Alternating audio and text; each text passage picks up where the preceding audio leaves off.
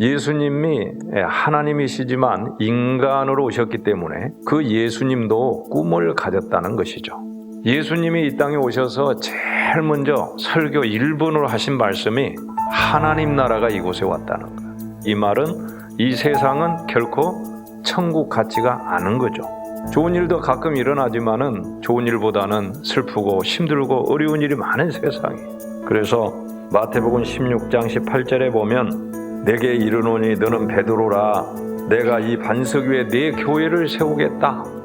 이게 이제 교회를 세울 하나님의 비전은 뭐냐면 마치 등불을 하나 탁 켜듯이 이 세상에다가 천국의 지점 같은 걸 만들겠다.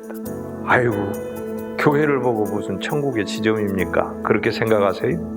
여러분 교회에 대한 오해가 뭐냐면 교회는 보편성, 일치성 그리고 거룩성이 있어요. 사람들이 거룩한 게 아니에요. 우리는 다 신분적으로 죄인이고 우리가 죄를 지었기 때문에 죄인 된 것이 아니라 우리가 죄인이기 때문에 죄를 짓고 있는 거예요.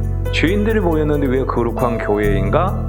홀리 스피릿, 거룩한 영이 있는 곳이기 때문에 교회를 거룩하다고 하는 것이란 것입니다. 그럼 교회에 모인 교인들은 무슨 윤리 도덕적으로 거룩한 게 아니라 물론 그 당연하게 우리는 사회성에 있어서 필요합니다. 그러나 거룩성을 얘기할 적에는 하나님의 영에 속한 자이기 때문에 거룩하다고 하는 것이단 말이에요. 성도가 거룩한 성도라고 하는 것은 성령에 속하여 있을 때 그를 거룩한 성도라고 하는 것이다. 천국은 하나님이 통치하면 그곳이 천국이 되는 거예요. 통치자, 임금이 누구냐에 따라서 그 정부가 되고 그 나라가 되는 거예요.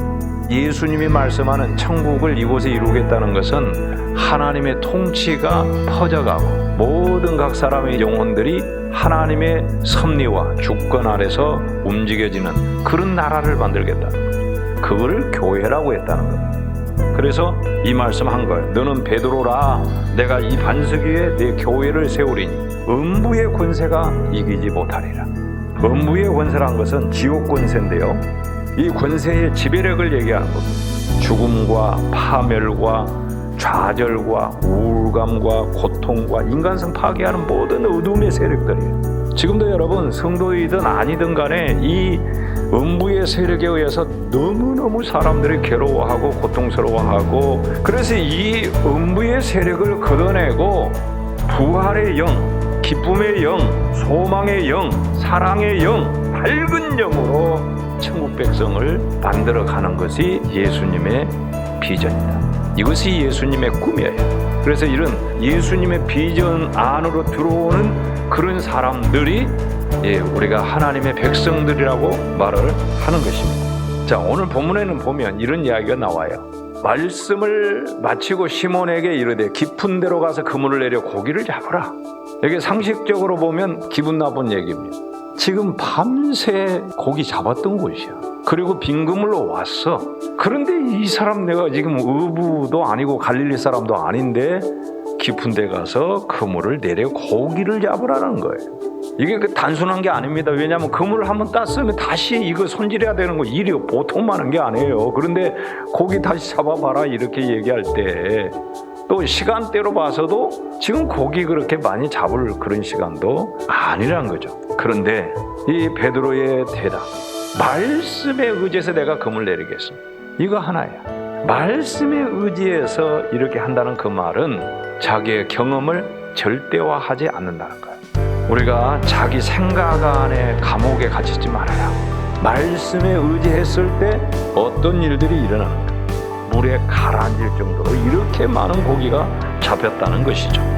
예수님이 베드로에게 비전 선포를 합니다. 5장 10절에 그랬어요. 예수께서 시몬에게 이르시되 무서워하지 말라. 이제 후로는 내가 사람을 취하리라. 하나님의 백성이 한 사람으로 만족한 게 아니라 네가 중요한 것처럼 너 옆에 사람도 중요하다라고 알려주신 거죠. 마가복음 1장 16절에 그랬어요. 예수께서 이르시되 나를 따라오라. 내가 너희로 사람을 낚는 어부가 되게 하리라. 나를 따라오는 동업자를 구하시는 거예요.